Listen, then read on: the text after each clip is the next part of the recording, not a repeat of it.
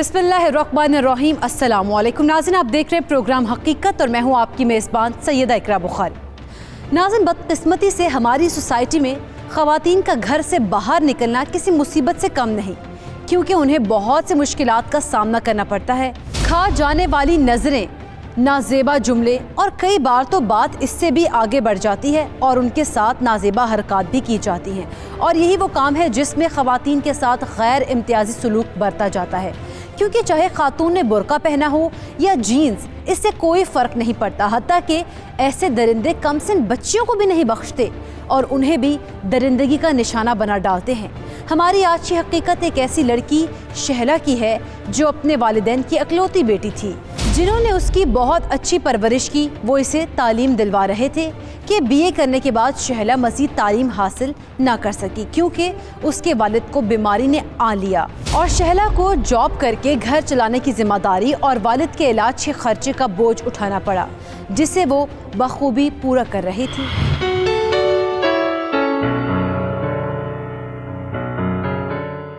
ये लीजिए जी आपका नाश्ता। शुक्रिया मेरी बच्ची, जीते रहो।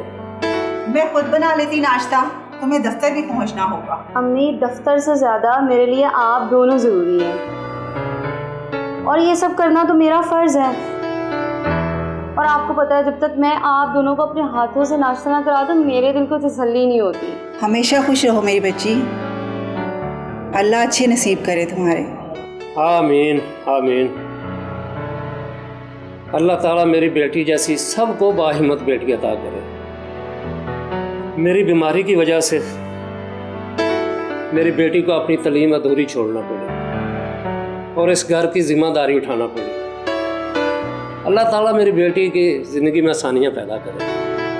ओहो, क्या हो गया अबू आपको?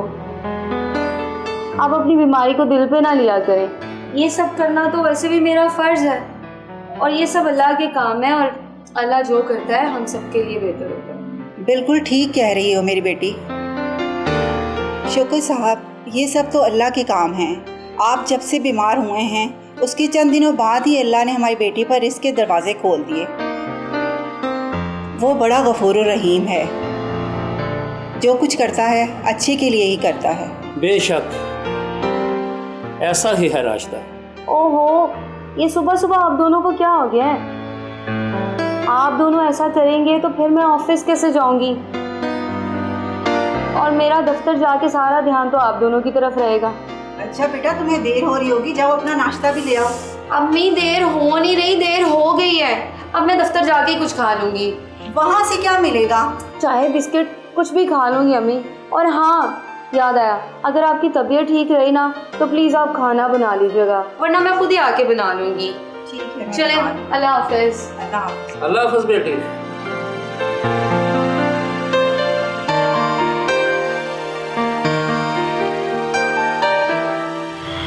जिस उम्र में लड़कियां अपनी शादी के ख्वाब देखती हैं, उस उम्र में शहला ने अपने बीमार और बूढ़े वालिदैन की कफ़ालत का बेड़ा उठा रखा था और वो इस फ़र्ज़ को बखूबी सरअंजाम दे रही थी।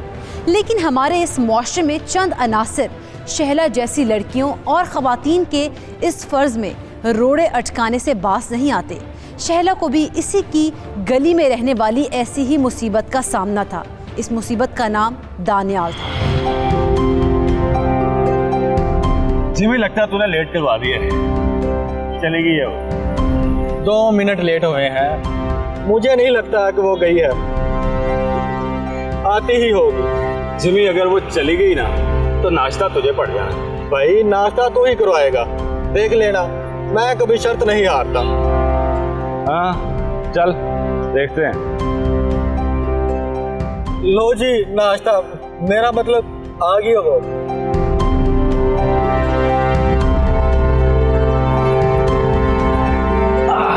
माशाल्लाह, चंदे आफताब चंदे माफताब।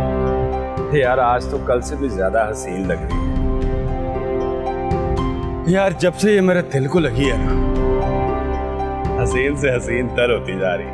भाई रोज तेरा यही डायलॉग होता है, रोज तुझे पहले से ज्यादा अच्छी लगती है। अबे बकवास ना कर, तू ये सोच के नाश्ता कहाँ से करना है? तो इससे ज्यादा सोच भी नहीं सकता। और तू भी सिर्फ देखने पर गुजारा करना। कभी बात ना करना। हिम्मत कर हिम्मत और बात कर उससे। अच्छा जी, दानी को चैलेंज। चल देख तेरा भाई क्या करता है। अच्छा, इतना जोश, देख लेते हैं क्या होता है आज।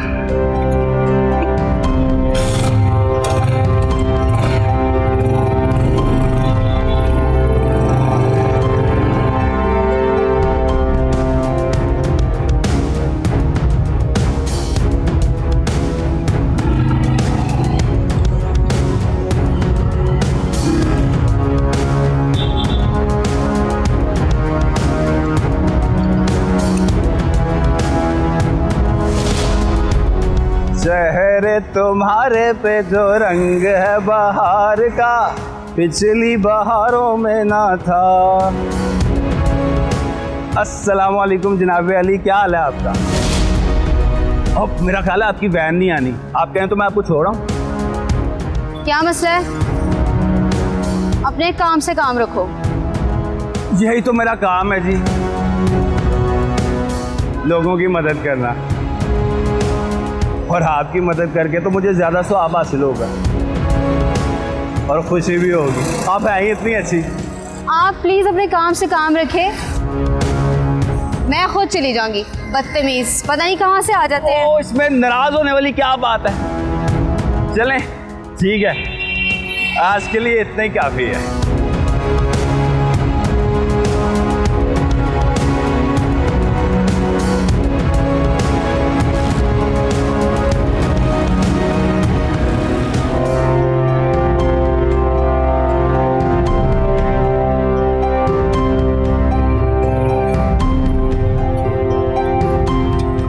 क्या बना?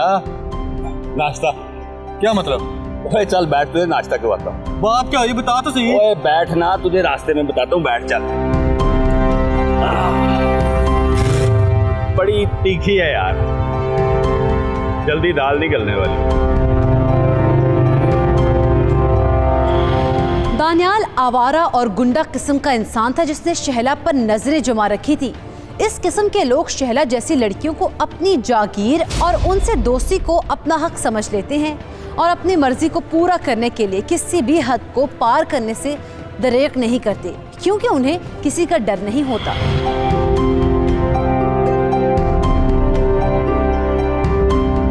वाह दानी वाह, आज तो मजा ही आ गया।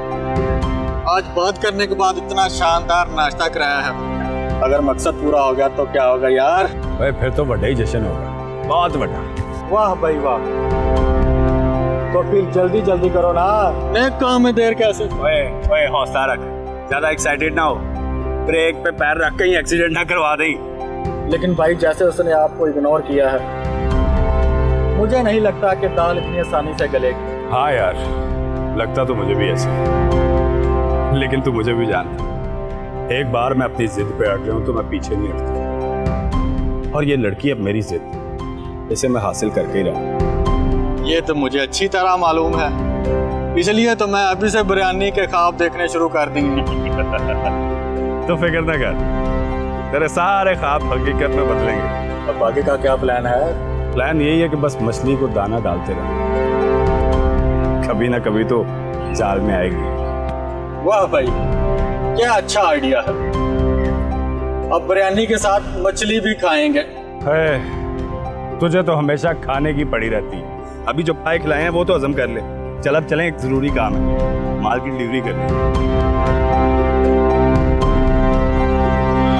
शहला इस वाक़े के बाद परेशान हो गई, क्योंकि उसके साथ ऐसा पहली मर्तबा हुआ। उसने बड़ी मुश्किल से अपने आसाब पर काबू पाया ताकि घर वापसी पर उसके वालिदैन के सामने उसकी परेशानी आया ना हो। लेकिन शाम को एक बार फिर उसका सामना दानियाल से हो गया, क्योंकि वो उसके पीछे हाथ धोकर पड़ चुका था।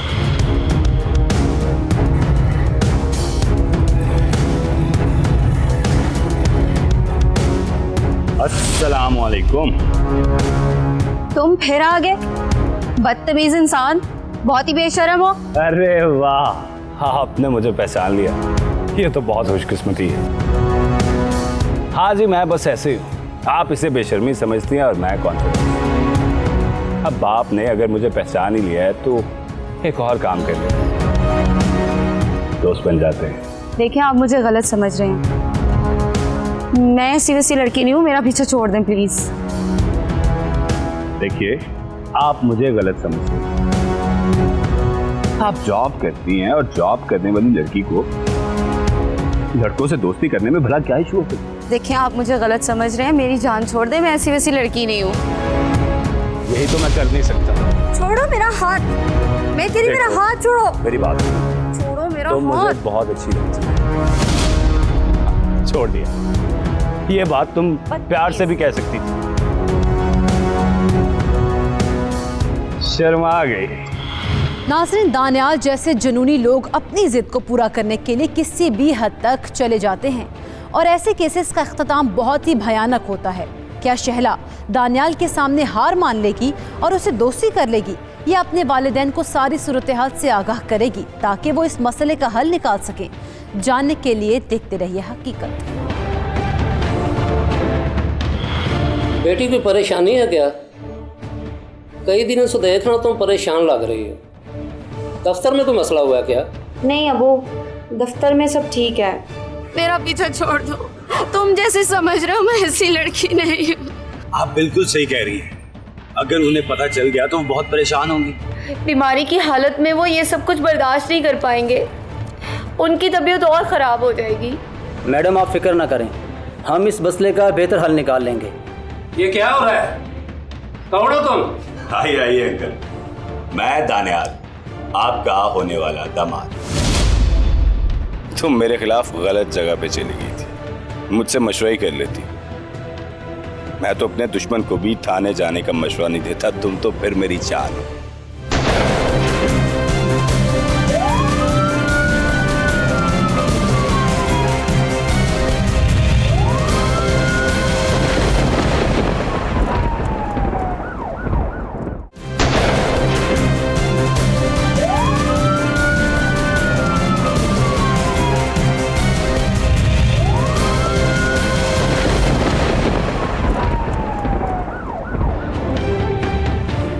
Welcome back. नाज़रीन, अपने बूढ़े वालिदैन का वाहिद सहारा शहला के पीछे दानियाल हाथ धोकर पड़ चुका था और उसके मना करने के बावजूद वो अपनी हरकतों से बाज नहीं आ रहा था। शहला ने दानियाल के बारे में किसी से कोई बात नहीं की क्योंकि वो अपने वालिदैन को परेशान नहीं करना चाहती थी, लेकिन उसके चेहरे से उसकी परेशानी साफ नजर आ रही थी, जिस परेशानी को उसके वालिदैन भी पढ़ सकते थे।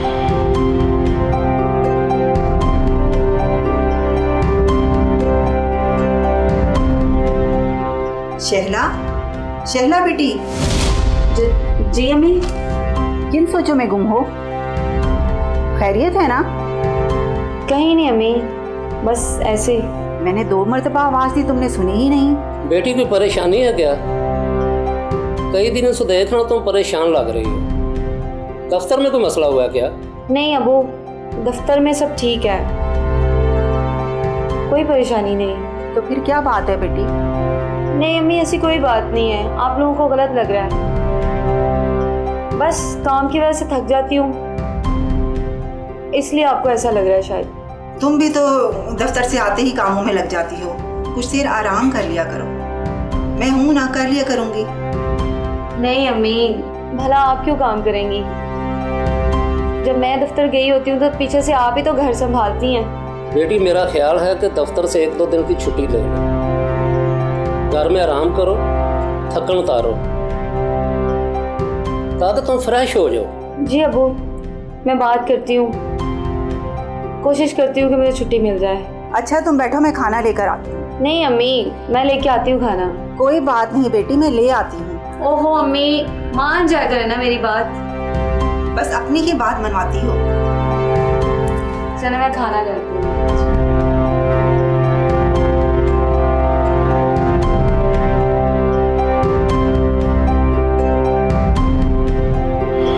नाज़रीन, शहला हकीकत से आगाह करके अपने वालिदैन को परेशान नहीं करना चाहती थी, इसीलिए उसने दफ्तर में ज़्यादा काम का बहाना बनाकर उन्हें मुत्तमईन कर दिया।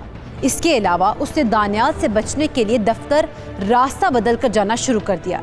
1-2 दिन तो वो इसे चकमा देने में कामयाब हो गई, लेकिन फिर एक दिन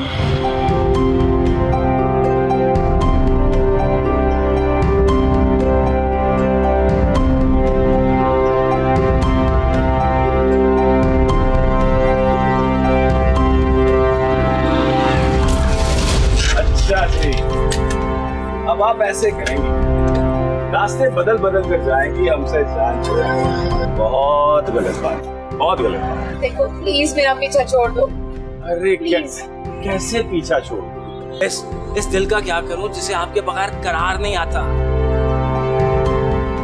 आपको 2 दिन से देखा नहीं तो बहुत परेशान था मैं। अगर मेरे अम्मी अब्बू को पता चल गया तो वो बहुत परेशान होंगे। मेरा पीछा छोड़ दो। तुम जैसे समझ रहे हो मैं ऐसी लड़की नहीं हूँ। आप बिल्कुल सही कह रही हैं। अगर उन्हें पता चल गया तो वो बहुत परेशान होंगी, इसलिए हम उन्हें बताएंगे नहीं कि हम आपस में मिलते हैं या हम बहुत अच्छे दोस्त। अपने ऑफिस तो जाना होता तो हम कभी कभी मिल लिया। और ये फोन है ना, इस पे मीठी मीठी बातें किया करेंगे, ठीक है? नहीं, ऐसा नहीं होगा। मैं ऐसी लड़की नहीं हूँ। भाई लगता है ये ऐसे नहीं मानेगी। घी निकालने के लिए उंगली टेढ़ी करना पड़ेगी। नहीं रिमी, पहले प्यार से कोई और बात। देखो प्यार से समझा रहा हूँ, समझ जाओ, वरना तुम्हारा वो हाल करूंगा कि घर से बाहर निकलने के काबिल नहीं रहोगी। और अगर ऐसा हुआ तो सोच लो कि इस उम्र में घर चलाने के लिए अपने बीमार बाप को घर से निकालोगी या अपनी बूढ़ी माँ को धक्के दिलवाओगी। और हाँ, अगर किसी और की होने या शादी करने की कोशिश की तो तुम्हें किसी के देखने के काबिल नहीं छोड़ूंगा, याद रखना। चल दानी चलते हैं, आज के लिए इतना ही काफी। बातों से समझा रहा हूँ, एक्शन करना मुझे आता है, समझ जाओ।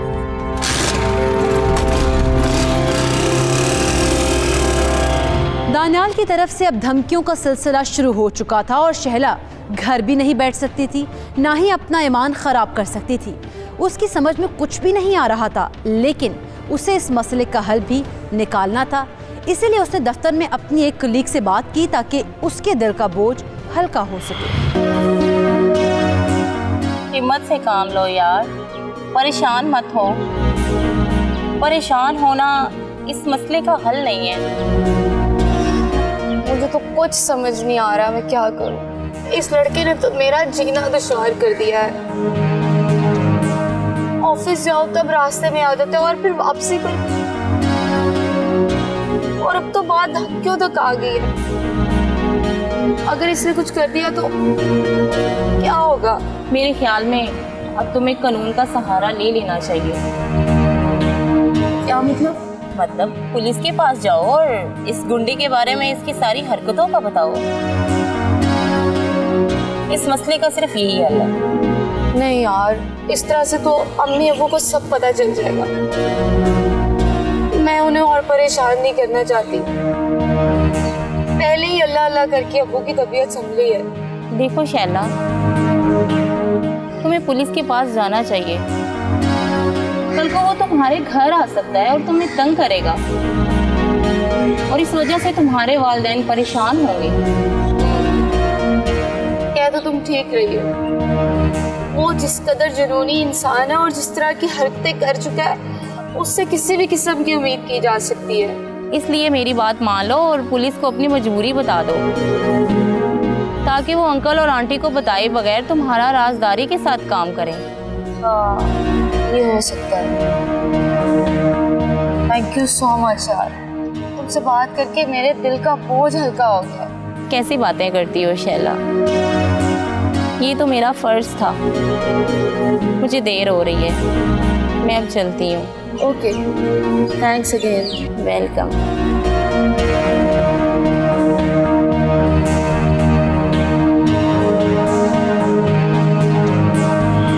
अपनी कलीग के समझाने पर शहला ने पुलिस के पास जाने का फैसला किया और मुतल्लिका थाने जा पहुंची, जहां उसने पुलिस को सारी सूरत हाल से आगाह किया और उनसे मदद भी तलब की।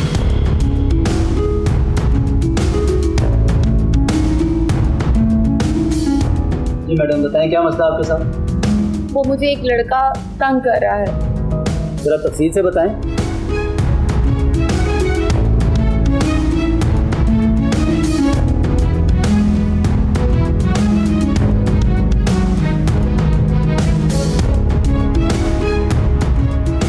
प्लीज़ मेरी मदद करें, मैं बहुत परेशान हूँ।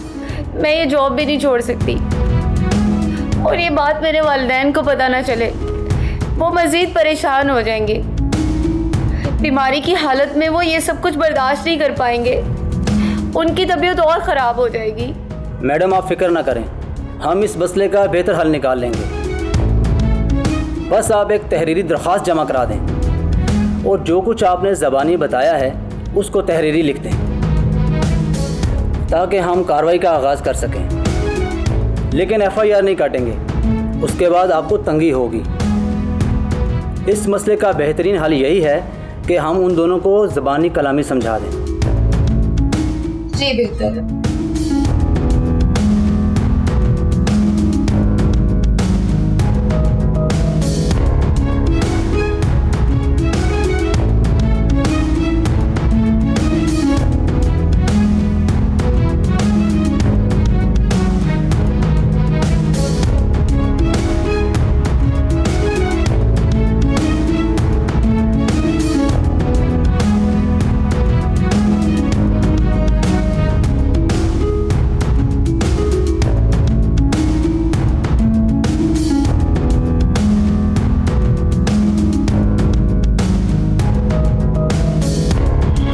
दानियाल और उसके दोस्त जमशेद के खिलाफ शहला की तरफ से पुलिस को दी गई दरख्वास्त का क्या होगा अंजाम? क्या पुलिस की मुदाखलत के बाद दानियाल अपनी हरकतों से बाज आ जाएगा या शहला के इस एक्शन का आएगा उल्टा रिएक्शन?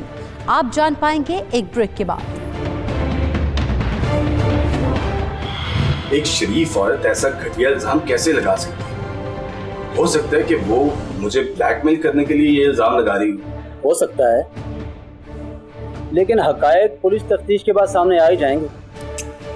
हाय मेरी बच्ची, जिस उम्र में तुम्हारे हाथों में मेहंदी लगी होनी चाहिए थी, इस उम्र में तुम अपने बूढ़े माँ बाप का सहारा बनी हुई हो।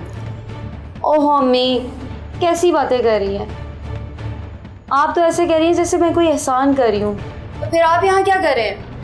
बस देखने आया था कि आप खैरियत से हैं।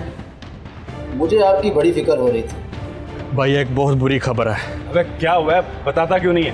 भाई मुझे पता चला है कि शैला के घर वाले उसका रिश्ता करने के बारे में सोच रहे हैं। नहीं नहीं मिस, ये काम थाने में नहीं होते, थाने से बाहर होते हैं। मैं आपको जगह बता दूंगा, बस आप आ जाइएगा।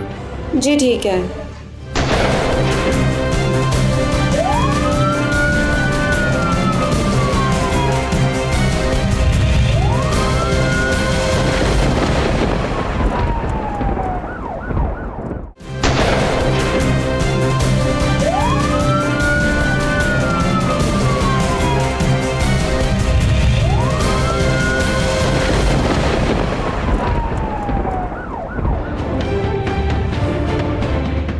Welcome back. नाज़रीन, शहला ओबाश नौजवान दानियाल और उसके दोस्त जमशेद के खिलाफ कानून का सहारा ले चुकी थी ताकि पुलिस उनके खिलाफ कार्रवाई करे और वो बगैर किसी डर के रिस्क हलाल कमा सके। शहला की तरफ से दरख्वास्त के बाद पुलिस ने दानियाल के खिलाफ कार्रवाई का आगाज़ किया और उसे तफ्तीश के लिए पुलिस स्टेशन तलब कर लिया। जी दानियाल साहब, आपके खिलाफ शैला नामी लड़की ने दरख्वास्त दी है कि आप उसे तंग कर रहे हैं और धमकियां भी दे रहे हैं। सर जी, आप क्या बात कर रहे हैं? ये सब झूठ है, मुझ पे इल्जाम है। मैं तो बहुत शरीफ इंसान हूँ सर, मैं ऐसी घटिया हरकत करने का सोच भी नहीं सकता। यानी कि आपके कहने का मतलब है कि वो आप पे झूठा इल्जाम लगा रही है। आखिर वो ऐसा क्यों करेगी? इस तरह की शरीफ लड़की ऐसे इल्जाम क्यों लगा सकती? बिल्कुल सर, मैं भी यही सोच रहा हूँ कि एक शरीफ औरत ऐसा घटिया इल्जाम कैसे लगा सकती है? हो सकता है कि वो मुझे ब्लैकमेल करने के लिए ये इल्जाम लगा रही हो सकता है, लेकिन हकायक पुलिस तफ्तीश के बाद सामने आ ही जाएंगे। सर, आप जैसा पुलिस अफसर तफ्तीश करेगा तो हकायक सामने आ ही जाएंगे। सर, अगर मेरे लायक कोई काम हो तो आप हुक्म कीजिएगा। जनाब के हुक्म की तामील, आपको मुझसे कोई मायूसी नहीं होगी सर। आप मेरी बात समझ रहे हैं ना? हाँ हाँ समझ रहा हूँ, लेकिन दानियाल साहब, दरख्वास्त लड़की की तरफ से है, हमें कार्रवाई करनी पड़ेगी। सर, आपको कार्रवाई करने से किसने रोका है? आप जरूर कार्रवाई कीजिए, बस हाथ जरा हौला रखिएगा। ठीक है दानियाल साहब, अभी आप जा सकते हैं, लेकिन दोबारा बुलाने पे आपको आना पड़ेगा। जी सर, आप जब भी बुलाएंगे मैं हाजिर हो जाऊंगा। सर, आपके हुक्म की तामील होगी। बहुत शुक्रिया।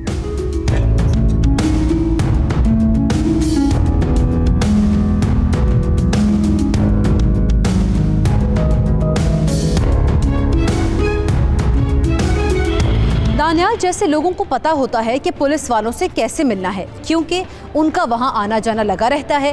लेकिन शरीफ इंसान हक पर भी हो तो वो थाने जाने से डरता है, क्योंकि तफ्तीश के नाम पर उनके साथ जिल्लत आमेज सुलूक किया जाता है। और यही कुछ शहला के साथ होने वाला था। वो एक मुसीबत से जान छुड़ाने थाने गई और दूसरी मुसीबत में फंस गई।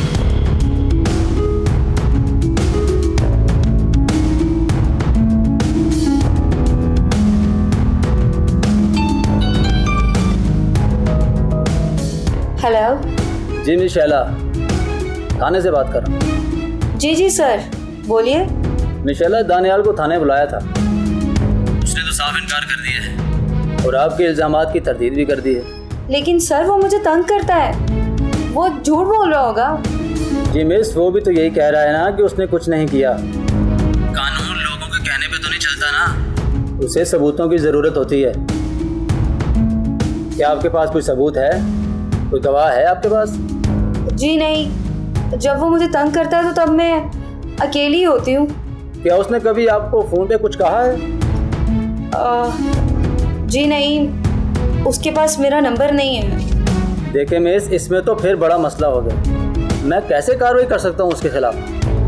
सर प्लीज कुछ करें, उसने मेरी जिंदगी को जहन्नुम बना दिया है। देखिए मिस शैला, अब अगर आप इतना जोर दे रही हैं तो मैं कोशिश करता हूँ।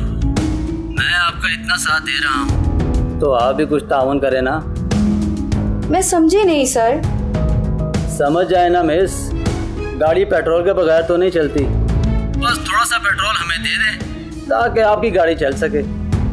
समझ गई ना आप? जी मैं समझ गई हूँ, बस मैं कल थाने चक्कर लगाती हूँ। नहीं मिस, ये काम थाने में नहीं होते, थाने से बाहर होते हैं। मैं आपको जगह बता दूंगा, बस आप आ जाइएगा।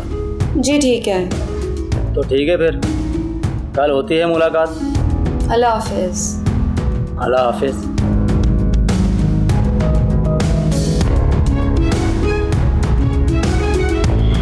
दानियाल की तरफ से पुलिस को उनका ख्याल रखने की ऑफर पहले ही दी जा चुकी थी, जबकि दूसरी तरफ एएसआई शहला को बातों बातों में रिश्वत देने के लिए कायल कर चुका था, क्योंकि शहला हर हाल में दानियाल से जान छुड़वाना चाहती थी।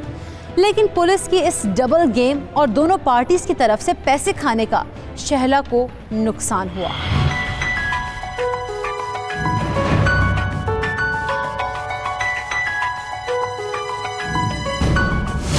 अरे वाह मेरी बुलबुल, तुम तो बहुत तेज निकली, बहुत बहादुर निकली। मेरे खिलाफ पुलिस स्टेशन ही पहुंच गई। तुम पे फिर भी कोई असर नहीं हुआ, बदतमीज इंसान। तुम मेरे खिलाफ गलत जगह पे चली गई थी, मुझसे मशवरा ही कर लेती। मैं तो अपने दुश्मन को भी थाने जाने का मशवरा नहीं देता, तुम तो फिर मेरी जान हो। देखो अब भी बाज आ जाओ, वरना बहुत बुरा होगा तुम्हारे साथ। बुरा तो अब तुम्हारे साथ होगा। ये थाने कचहरियों वाले सबूत मांगते हैं जो तुम्हारे पास बिल्कुल नहीं है। देखो मैं तुम्हारे आगे हाथ जोड़ती हूँ, प्लीज मेरी जान छोड़ दो, मुझे जाने दो। खुमियाजा तो तुम्हें भुगतना पड़ेगा। देखता हूँ ये पुलिस वाले तुम्हें कब तक बचाते हैं।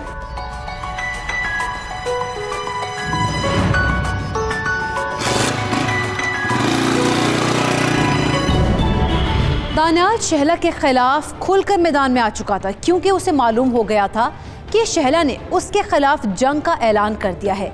लेकिन इस जंग में शहला को अकेले ही एक नहीं बल्कि दो महाजों पर लड़ना था, एक दानियाल और दूसरा फरसूदा थाना कल्चर।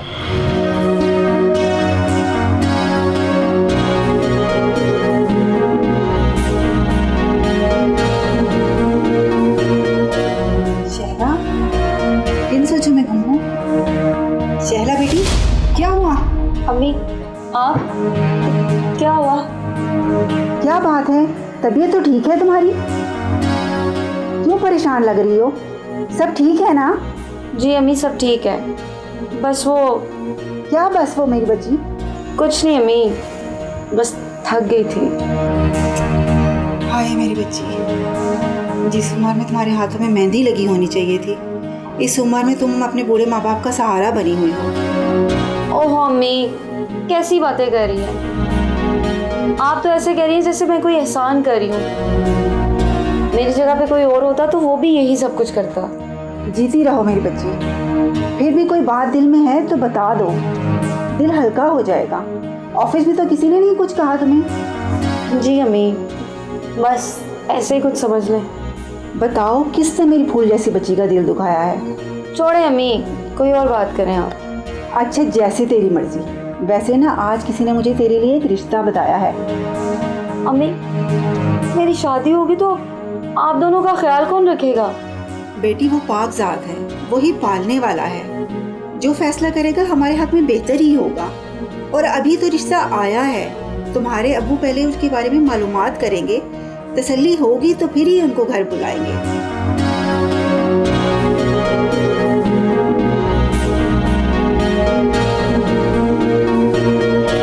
रिश्ते वाली बात सुनकर पहले तो शहला चौंकी, लेकिन फिर खामोश हो गई, क्योंकि उसे दानियाल से जान छुड़ाने का वाहिद मौका नजर आया।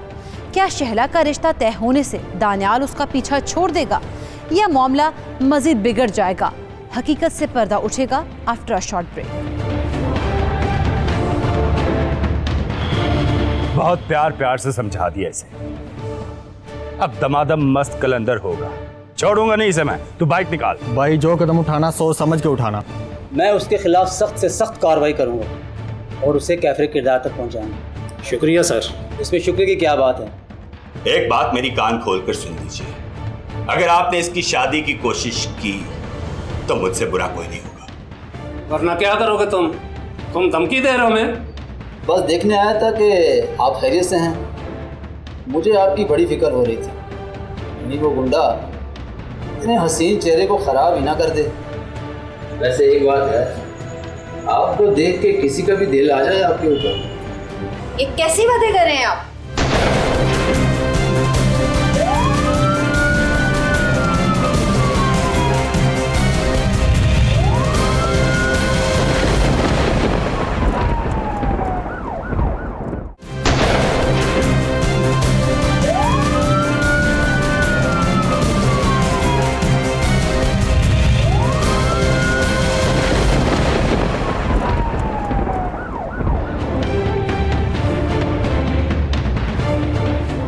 Welcome back.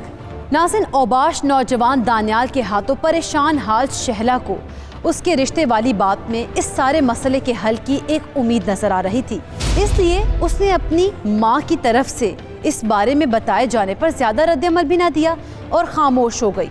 हालांकि वही घर की वाहिद कफील थी, लेकिन उसकी ये उम्मीद अगले ही दिन दम भी तोड़ गई।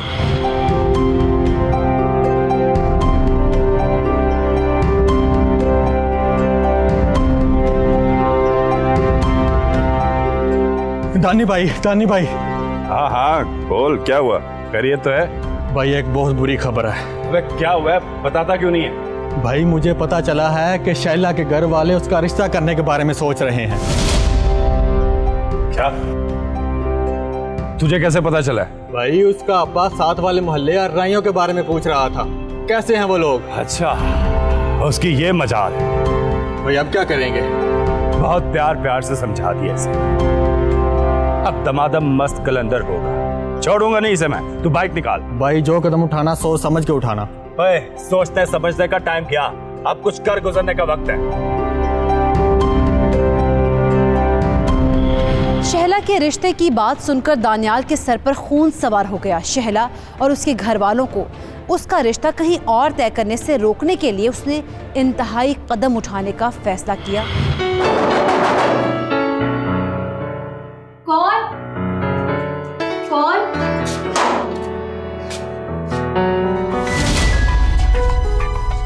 तुम? शहला, कौन है ये? अम्मी, ये वो। मेरा नहीं बताया तुमने अम्मी जान को? हाँ जी, मैं दानियाल, आपका होने वाला दामाद। क्या बकवास कर रहे हो तुम? शहला, कौन है ये? अम्मी, एक कई दिनों से मेरे पीछे पड़ा हुआ है। आप अब्बू को बुलाएं, वो पूछते हैं इनसे। अब्बू। हाँ बुलाइए, बिल्कुल बुलाइए, ताकि सबके सामने बात हो सके। बुलाइए। ये क्या हो रहा है? कौन हो तुम? आइए अंकल, मैं दानियाल, आपका होने वाला दामाद। इसने तो आप दोनों को मेरा तारुफ करवाया नहीं, तो सोचा मैं खुद आपकी खिदमत में हाजिर होकर अपना तारुफ करवा। अबू ये कई दिनों से मुझे तंग कर रहा है। और ये मुझे तंग कर रही थी, मुझे ठुकरा के। पर अब तो आप लोगों ने हद ही कर दी, इसके रिश्ते की बातें करने लगे। एक बात मेरी कान खोलकर सुन लीजिए, अगर आपने इसकी शादी की कोशिश की तो मुझसे बुरा कोई नहीं होगा। वरना क्या करोगे तुम? धमकी दे रहे हो? मैं धमकी नहीं दे रहा, समझा रहा हूं। और अगर मेरी बात को सीरियस ना लिया गया और ये मेरी ना हुई तो शादी तो क्या, इसको किसी और के देखने के काबिल भी नहीं छोड़ूंगा। समझ आइए आप।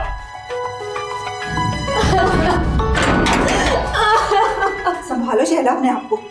यही वो मौजूद था जिसकी वजह से तुम परेशान थी? जी अम्मी। बेटी इतना बड़ा मसला हो गया और तुमने बताया भी नहीं। चलो दानियाल शहला को उसके घर वालों के सामने संगीन नताइज की धमकियां दे चुका था और इससे कोई भी हरकत की जाने की उम्मीद की जा सकती थी। इसीलिए शहला के वालिद ने भी पुलिस से राब्ता करने का मशवरा दिया और जब शहला ने उन्हें बताया कि वो पहले ही ऐसा कर चुकी तो उन्होंने एएसआई को घर बुलाया ताकि उसे सारी सूरत हाल से आगाह किया जा सके। जी सर, बताएं क्या हुआ था?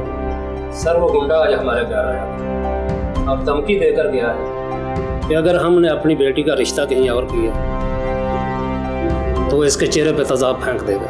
आपकी बड़ी मेहरबानी होगी, हमें इस मुश्किल से बचा लें, वरना वो जालिम इंसान तो हमारी इज्जत का जनाजा निकाल देगा। सर इज्जत के अलावा हमारे पास कुछ भी नहीं है, अगर वो भी चली गई तो हम तो जीते जी मर जाएंगे। आप लोग फिक्र ही ना करें, मेरे होते हुए आपकी बेटी का कोई बाल भी बेका नहीं कर सकता। लेकिन सर आपके समझाने के बावजूद वो हमारे घर तक आ पहुंचा था, उसे तो किसी का कोई डर नहीं। मैंने कहा ना, आप लोग फिक्र ही ना करें। अब अगर वो ऐसी हरकत करेगा तो आप मुझे उसी वक्त कॉल करें, मैं उसके खिलाफ सख्त से सख्त कार्रवाई करूंगा और उसे कैफरे किरदार तक पहुंचाऊंगा। शुक्रिया सर। इसमें शुक्र की क्या बात है, आप लोगों का तहफ़्फ़ुज़ कानून का फ़र्ज़ है। अच्छा तो मैं फिर इजाज़त चाहता हूँ, अल्लाह हाफ़िज़। अच्छा अफसर लगता है, अल्लाह करे हमारी मुश्किल का हल कर दे। अल्लाह करे अम्मी ऐसा ही हो। लेकिन जब पहले मैं उसके पास गई थी तो इसने मुझसे रिश्वत मांगी थी। बेटी हो सकता है हमारे घर की हालत देखकर उसका इरादा बदल गया और उसके दिल में रहम आ गया और अब वो दयानतदारी से हमें इस मुश्किल से आज़ाद करा दे। अल्लाह करे ऐसा ही हो। अल्लाह करे। शौकत और राशिदा को एएसआई से मेरिट और दयानतदारी से दानियाल के खिलाफ कार्रवाई करने की उम्मीद थी। एएसआई के आने के बाद कई दिन तक दानियाल और उसका दोस्त ना तो शहला के घर आए और ना दफ्तर के रास्ते में उसे तंग किया। और फिर एक दिन शौकत को एक नंबर से कॉल आई।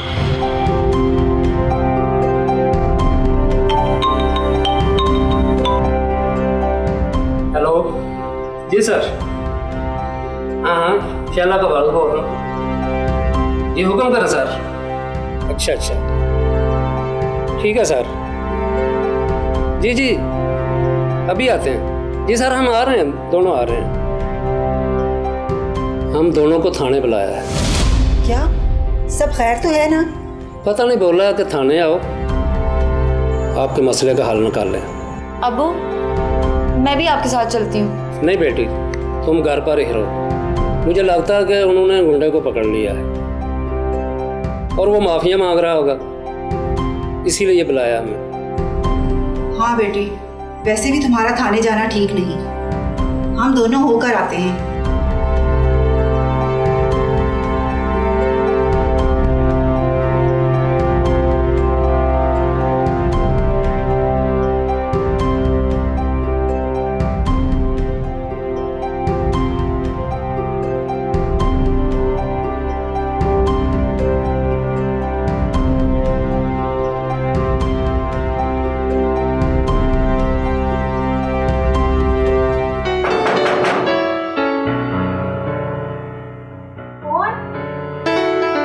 इस वक्त कौन आ गया? अम्मी वो तो थाने गए, शायद वापस आ गई। आप लेकिन आपने तो अम्मी अब्बू को थाने बुलाया। वो थाने वालों ने कुछ पूछना होगा। तो फिर आप यहाँ क्या कर रहे हैं? बस देखने आया था कि आप खैरियत से हैं। मुझे आपकी बड़ी फिक्र हो रही थी, नहीं वो गुंडा इतने हसीन चेहरे को ख़राब ही ना कर दे। वैसे एक बात है, आपको देख के किसी का भी दिल आ जाए आपके ऊपर। ये कैसी बातें कर रहे हैं आप? देखो मैडम, मेरी बात गौर से सुनो, मेरे साथ सेटिंग कर लो, फिर तंग करना तो दूर, वो तुम्हारी तरफ देखेगा भी नहीं। शर्म आनी चाहिए आपको इस तरह की बातें करते हुए। अरे बीबी, प्यार से बोल रहा हूँ, मान जाओ, वरना दूसरा तरीका भी आता है मुझे। दफा हो जाए यहाँ से। लगता है तू ऐसे नहीं। छोड़ो मुझे, छोड़ो, छोड़ो मुझे, छोड़ो।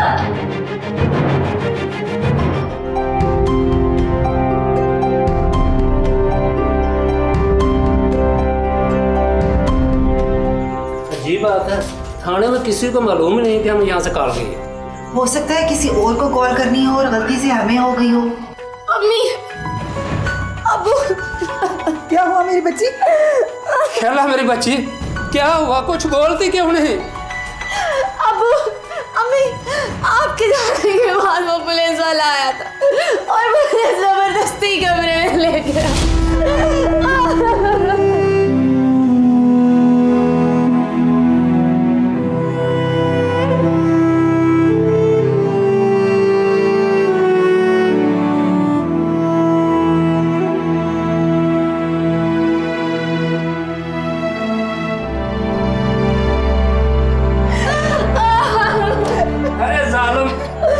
जालिम ने हमारी इज्जत मिट्टी में मिला दी, हमें कहीं का नहीं छोड़ा।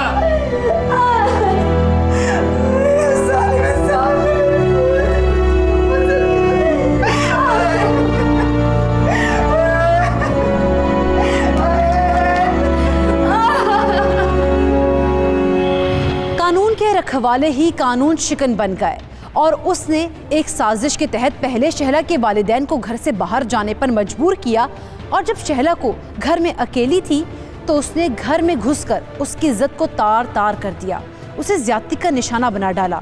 इस दरिंदा सिर्फ पुलिस वाले के खिलाफ शहला और उसके वालिदैन पुलिस ही के पास गए, जिन्होंने कार्रवाई का आगाज कर दिया।